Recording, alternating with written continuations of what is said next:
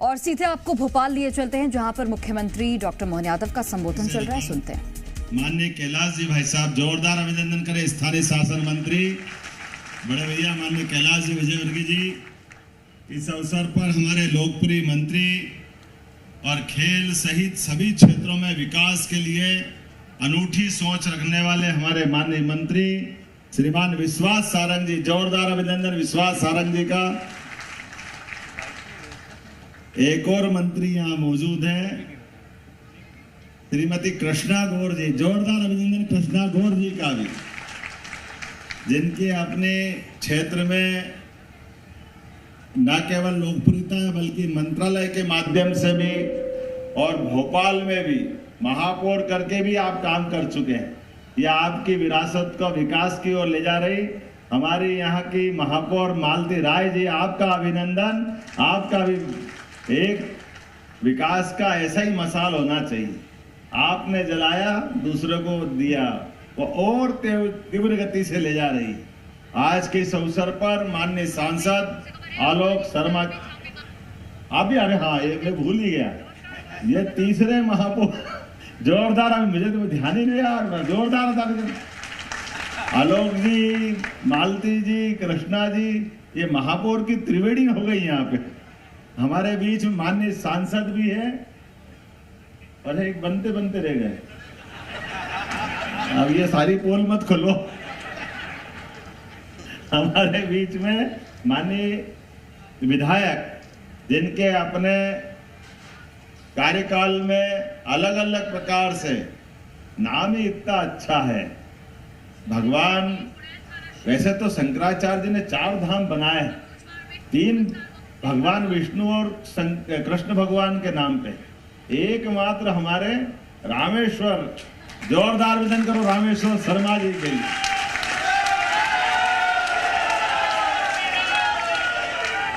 मैं आपके माध्यम से शंकराचार्य जी की वो अद्भुत सोच की तरफ देखता हूं। शंकराचार्य जी की तरफ ध्यान जाता है तो हमको लगता है कि शंकराचार्य जी शैव संप्रदाय के लिए उनने अपना पूरा जीवन और उद्भटता, उनकी विद्वत्ता उस दिशा में लगाई। लेकिन अगर हम पूरे देश के 4 धाम की तरफ ध्यान दें तो वाकई वो केवल रामेश्वरम को छोड़ करके जगन्नाथपुरी में भगवान कृष्ण, बलराम और सुभद्रा जी का मंदिर, रामेश्वर जी के बगल में देखो पश्चिम में द्वारका में भगवान कृष्ण का मंदिर, और बद्रीनाथ मंदाकिनी के किनारे जहाँ भगवान कृष्ण के अभिन्न मित्र उद्धव ने प्राण त्यागे, वो बद्रीनाथ जो हमारे लिए सीधे सीधे मोक्ष का द्वार जाना जाता है। ऐसे में वहाँ विष्णु भगवान के नाम पर, भगवान कृष्ण के नाम पर बद्रिका आश्रम की स्थापना की। मैं आज के इस अवसर पर हमारे माननीय विधायक भगवान दास सबनानी, जोरदार अभिनंदन करो। मैं 2 ही विधायक, ये माफ करना विश्वास भैया, कृष्णा जी, और थोड़ा सा और कौन बचेंगे अपने में से।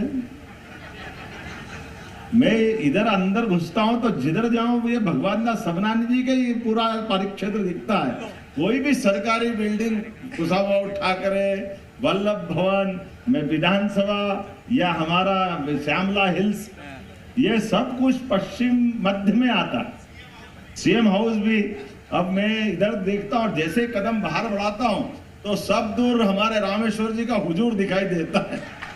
ये हमारे लिए, मैं ये इस माया को समझना चाहता हूँ।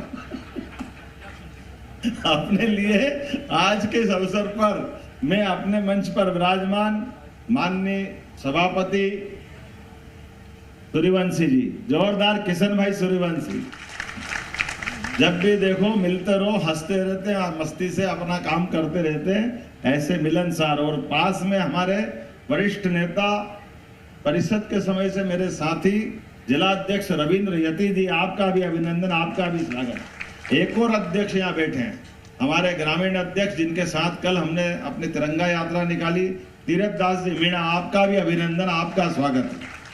जब यहाँ मैं एक साथ भोज और माँ नर्मदा को जोड़ के देखता हूँ तो सच में माँ नर्मदा के पुत्र की तरह ही राजा भोज ने अपने शासनकाल का संचालन किया।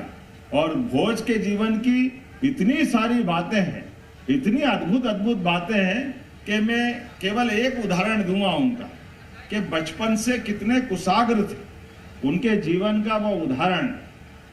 ये थोड़े से उनके पिताजी की तरफ जाएंगे और हमारी गौरवशाली परंपरा को याद करो। राजा भोज के पिताजी सिंधुराज, और राजा भोज के पिताजी सिंधुराज की संतानें नहीं हो रही थी, उनकी आयु दिन ब दिन बढ़ती जा रही। शासनकाल तो अच्छा है, लेकिन जब संतान नहीं होती है तो चिंताएं आती कि राज्य को कौन संभालेगा, आगे मेरे वंश का क्या होगा। एक दिन वो जंगल से जा रहा है, जंगल में घास में एक छोटे रोते हुए बच्चे की आवाज आती। उस बच्चे को वो अपने पास लाते और लाने के बाद मान के चलते कि यही भगवान ने आशीर्वाद दिया, महाकाल का आशीर्वाद। वो उसको नाम भी घास के आधार पर मुंज देते हैं, राजा मुंज के नाम पर। और वो धीरे धीरे अपने बड़ा होकर के दरबार में ही उसको, जब वो बड़ा होकर के अपनी आयु पकड़ रहा था, इसी बीच उनके घर में भगवान के आशीर्वाद से राजा भोज का जन्म हो जाता, सिंधुराज का। अब दुविधा हो गई कि एक अपना गोदी लिया हुआ पुत्र जो मुंज से मिला हुआ, और दूसरा घर में भोज आ गया। लेकिन राजा सिंधुराज बड़े अपने आप में पुरुषार्थी और अपने कुछ इथिक्स को लेकर चलने वाले थे। उन्हें निर्णय किया कि मैं युवराज मुंज को बनाऊंगा, और फिर काल ऐसा पलटा, कुछ दिन बाद युवराज राजा बन गए, सिंधुराज का अचानक निधन हो गया। अब जब राजा भोज बड़े हो रहे हैं, उनके युवराज बनने का मौका आया। इसी बीच मुंज डबल माइंड हो गए। यद्यपि मुंज का भी कार्यकाल बहुत बड़ा, बहुत बड़े लड़ाके, बड़े प्रभावशाली व्यक्तित्व के धनी, लेकिन अभी भोज तो 5-6 साल के ही हुए। लेकिन मुंज के दिमाग में आने लगा कि कैसे भी करके अब मेरे वंश का क्या होगा, अगर ये भोज को राजा बनूं तो फिर मेरा मतलब क्या रह गया।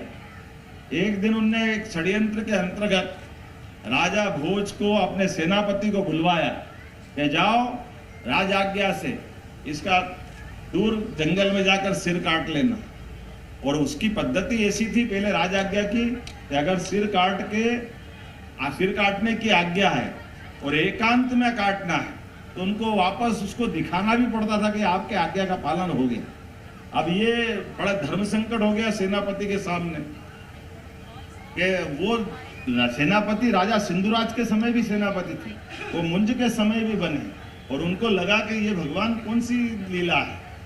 मुंज जिसने जंगल से लावारिस अवस्था में पाकर के राज्य का अधिकारी हो गया, और वो उस खानदान के साथ क्या कर रहा है। अब वो डबल माइंड हुए, उनने कोई बात नहीं आज्ञा लेके चल दिए। चले तो शमशान घाट की तरफ पहुंचे, और पहुंचने के बाद उनका मन नहीं माना तो उनने वो छोटे बच्चे को, जिसको उनको मारने के लिए भोज को भेजा था, उस भोज को वो रहस्य बताते हुए कहा कि बेटा मेरे हाथ में एक पाप दिया है, मैं पाप करना नहीं चाहता हूँ, तो एक काम करो तुम भाग जाओ, तुम्हारी मैं जान बचा देता हूँ। अब राजा भोज पूरी बात सुनते हैं, छोटे ही हैं, वो कहते क्यों क्या हो गया, वो सारी कहानी बताते कि मुझे आपको मार करके राजा को दिखाना है। तो उन्होंने कहा अब मेरे को आप मार के दिखाओ ना, आपको क्या दिक्कत है। उन्होंने कहा मैं ये नहीं कर सकता, मैंने पिताजी के साथ आपका काम किया, मैं इस राज्य का नमक खाता हूँ, मैं कभी काम गंदा नहीं करूँगा। तो बोले फिर आप क्या करोगे। बोले मैं कुछ सोच लूँगा, तुम तो भाग जाओ। राजा ने कहा अगर वो तुमसे पूछेंगे कि मरने के पहले मैंने क्या बोला तो आप क्या बोलोगे।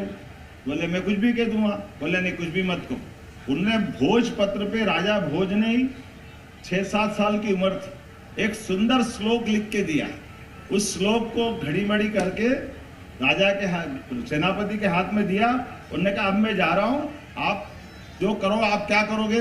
बोले मैं शमशान के पास से किसी बच्चे का सिर काट करके थोड़ा उस पर खून डाल करके ऊपर ढांक के ले जाऊंगा, देखता हूँ उसका कलेजा कैसा बढ़ा के तुम्हारा चेहरा देख करके अगर उसकी छाती सही हो जाए, ठंडी हो जाए तो ठीक, नहीं तो मेरा गर्दन काट देगा। इससे ज्यादा मैं सब सहन करने को तैयार। अब ये घटनाक्रम होता है कि वो उठ करके राजा को अपने मुंज के पास जाता सेनापति, और जब ये आज्ञा तो दे दी, लेकिन अंदर का परमात्मा भी तो बैठा है। अंदर से मुंज बहुत परेशान थे, और जैसे ही उनने सिर कटा आता देखा तो वो तलवार लेके दौड़े कि मैं अपने सिर काट लेता हूँ। अब ये सेनापति के सामने दूसरा संकट हो गया।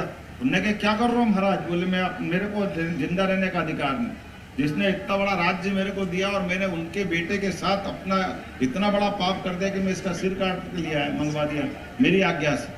अच्छा बताओ कि उसने कटने के पहले क्या बोला? तो उन्होंने कहा एक पत्र दिया। पत्र जब पढ़ के देखे तो पत्र का जो श्लोक लिखा हुआ था, उस श्लोक का भावार्थ हम सबके लिए काम आएगा। राजा भोज कितने बुद्धिमान थे। राजा भोज ने श्लोक का भावार्थ आपको संस्कृत वाले का बताता हूँ। उनने लिखा कि इस धरती पर भगवान राम आए, उनने राम राज्य चलाया, लेकिन वो यहाँ से गए तो 1 इंच धरती का टुकड़ा नहीं ले जा पाए। भगवान कृष्ण आए, वो भी अपना सारा जीवन जिए, लेकिन इस पृथ्वी पे जितने भी लोग आए वो यहाँ से कुछ ले जाके स्वर्ग में अपने साथ नहीं ले जा पाए।